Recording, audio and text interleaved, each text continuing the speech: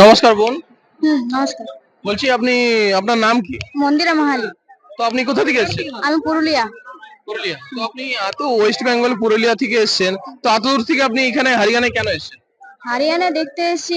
এই যে আমার বাবা যেমন নাম দীক্ষা নিয়েছে গুরুজি, আমার বাবা তো আসতে পারেনি একবারও, তো আমি সেই হাতে একবার এসেছি যে দেখি এখানে কিরকম। যেমন আপনার পাড়ায় যে মন্দির আছে ওতে যে পূজা হয়, বা আপনাদের ওখানে বাড়ির অনেক আশ্রম আছে পুরুলিয়া, তো ওখান থেকে আর এই রামপালজি মহারাজের আশ্রমে কি ফারাক লাগলো? এখানে এসে বহুত জ্ঞান বুঝতে পারলাম। এখানে এসে যে মানুষের একটা সেই কথা, যে ব্রহ্মা বিষ্ণু মহেশের উপর আর কেউ নেই, এই অমুক অনেক যার যার যেমন কথা, কিন্তু এখানে এসে জানতে পারলাম যে এদের উপরও আরো কেউ আছে বলে।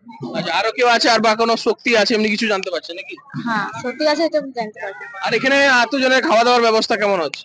খাওয়া দাওয়ার ব্যবস্থা খুব ভালো। খাওয়া দাওয়ার ব্যবস্থা সবসময় ভান্ডারে যেমন চলছে সেরকম সবসময় ভান্ডারে চলছে। যা খাবে তার ব্যবস্থা আছে, কোনো অসুবিধা নেই।